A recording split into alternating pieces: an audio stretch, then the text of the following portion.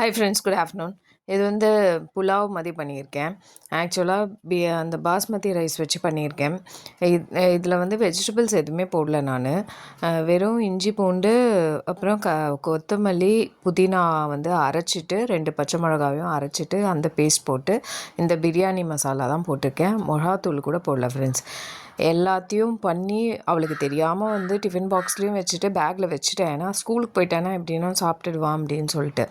ஆனாலுமே போகிற அவசரத்தில் என்ன பண்ணியிருக்கேன்றத பார்த்துட்டு, இது என்ன புதினா ரைஸ் மாதிரி இருக்கே, பிரியாணி மாதிரி இல்லையே, அப்போ எதுவுமே போடாமல் பிரியாணி எப்படி ஃப்ரெண்ட்ஸ் வரும்? அவள் என்ன தான் என் பொண்ணுக்கு எப்படி தான் நான் புரிய வைக்கிறதுனே எனக்கு தெரியல.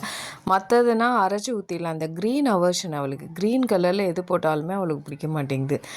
ஏன்னே எனக்கு தெரியல. எப்படியோ கொடுத்து அனுப்பிச்சிருக்கேன், சாப்பிட்டு வருவான்னு நினைக்கிறேன். அப்புறம் இது சோயா சங்க்ஸும் பீஸும் போட்ட கிரேவி ஃப்ரெண்ட்ஸ். தேங்க்யூ.